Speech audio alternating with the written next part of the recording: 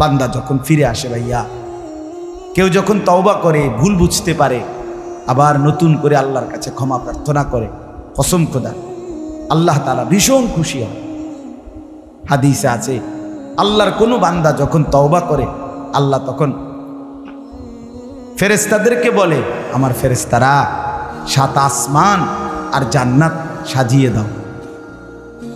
ফেরেশতারা জান্নাত সাজায়, আসমান সাজায়। ফেরেশতারা ডেকে বলে, রব্বুল আলামিন কি হলো যে কারণে আসমান সাজাইলেন, জান্নাত সাজাইলেন? রব্বুল আলামিন তখন বলে, আসলাহাল আবদু মাওলাহু, এক ভেগে যাওয়া গোলাম আজকে তার মনিবের সাথে সম্পর্ক ঠিক করে ফেলেছে। আল্লাহ বলে, আমার এক গোলাম আমার থেকে ভাইগে গেছিল রে, অনেক দিন ওই আমারে সেজদা দেয় নাই, আজকে দিছে। অনেক দিন সে আমারে ডাকে নাই, আমি খুব কষ্ট পাচ্ছিলাম। আমার বান্দা আমার হাতে গড়া, আমার দেওয়া নাক, চোখ, কান, আমার দেওয়া জবান, আমার দেওয়া জিহ্বা, আমার গড়া বান্দা আমারে ভুলে আমার থেকে ছুটে গেছে। আজ আমার সেই ভেগে যাওয়া বান্দা আমার কাছে ফিরে আসছে। লাল্লাহু আশাদ্দু ফারাহান বিতাওবাতি আবদি, নবী সাল্লাল্লাহু আলাইহি সাল্লাম বলেন, আল্লাহ তাআলা ভীষণ খুশি হয় বান্দা যখন তওবা করে। এজন্য যুবক ফিরে আসো, নওজোয়ান ফিরে আসো, নিজের ক্ষতি করো না। আমি প্রত্যেক দিন বলি ভাইয়া, তুমি মরে গেলে হ্যাঁ পৃথিবীর কিচ্ছু আসবে না। এই বন্ধুরা ধোকা ধোকা, একটা ফোলা ফাইন, তুমি মরলে খানা বন্ধ করতে হবে, কসম খোদা তুমি লিখে নাও। তোমার একটা ফ্রেন্ড এক লগে যদি বইয়ে বইয়ে বিড়ি খায়, তোমার লগে গাঞ্জা খায়, ফুটটা খায়, বাবা খায়, মদখোর, গাঁজাখোর, একসাথে বইয়া উলঙ্গ ছবি দেখো, ওই জানোয়ারে জিজ্ঞেস করো বলে, আমি মরলে আমার ঠ্যাংটা ভাঙলে তুই এক বেলা খানা বন্ধ রাখবি। কথা বুঝেন নাই? ধোকা ধোকা, এগুলো ধোকা। ওরা কেউ থামবে না।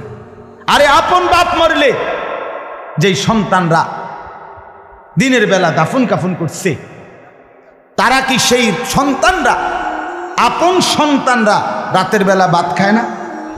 কথা বলেন না কেন? পাশের ঘর থেকে খানা রাইন্দা ইয়ে আরো বেশি খায়, আরো একটু রে গোস্ত লাও, যেই কান্দাটা তুমি কাঁদছো আজগা কি ভাইয়া, তাহলে আপন বাপ, তারপরেও তো সন্তান খানা খায়, তোমার লেগে কাঁদবে কে? এর জন্য পৃথিবী আমাদের কারো জন্য থামবে না ভাইয়া, থামবে না। সামনের গাড়ি অ্যাক্সিডেন্ট করে, পেছনের গাড়ি অপেক্ষা করে না, পাশ কাইটা কাইটা চলে যায়। জ্যাম বাজ্যা গেলে আরো চিৎকার শুরু করে, আরে লোক মরে গেছে, আরে মরলে মরুক বেটা, রাস্তা ক্লিয়ার করতে কও। ঠিক কিনা বলেন না কেন? ধরে বেটা বেটা কেডা মরছে না মরছে বেটা, এর লেগে বুঝি মানুষের রাস্তা আটকায় রেখে, মানে এই যুক্তি দেখা। তাহলে কেডা মরছে না মরছে মানে তোর মতো এক মানুষ মরছে, ঠিক কিনা বলেন না? তোর মতো এক সুস্থ সবল মানুষ মরছে বেটা, যে একটু আগে হাত নাড়তো, পা নাড়তো, সেই মানুষটা এখন রক্তে ভাসতেছে বেটা, পাত্তাও নাই। কিসের সময়? কার হাতে সময়? সবাই মেশিনের মতো, যন্ত্রের মতো দৌড়াইতেছে। রাস্তায় দেখেন না সিএনজি, অটো কি করে সবাই, কারো হাতে সময় নেই, ঠিক কিনা বলেন? কে কাকে ঠেলিয়া যাবে, কারো হাতে সময়, কে কার জন্য থামবে? এই জন্য তুমি নষ্ট হয়ে গেলে বন্ধু, কেউ তোমারে ফিরাবার নাই।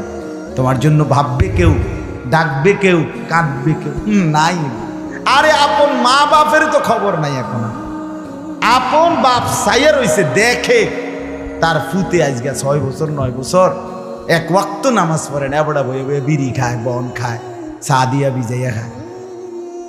এবারটার মারছো না সেইটার নামাজটা পড়লে পড়ছে, না পড়লে রাতের ব্যাপার।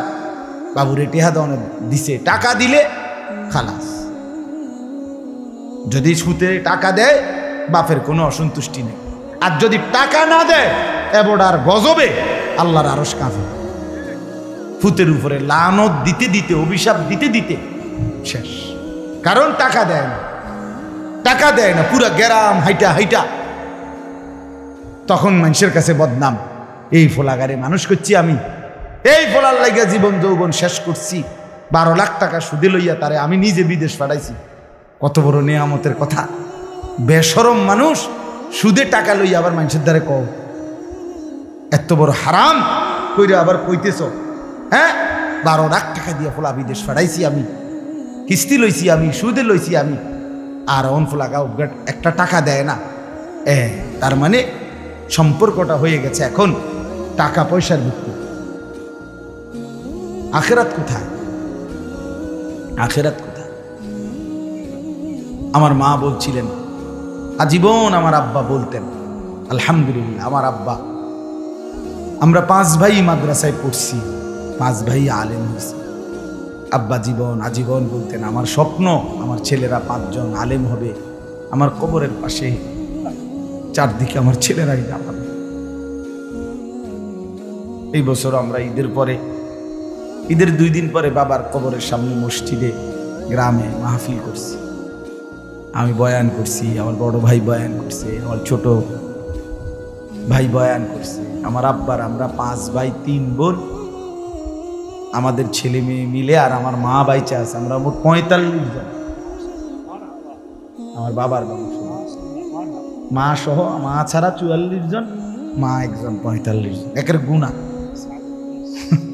45 জন, 45 আলহামদুলিল্লাহ। একেবারে 45 জনের ছোট বাচ্চাটাও, একবারে 2.5 বছরের বাচ্চাটাও আলহামদুলিল্লাহ আল্লাহর নাম বলতে পারে।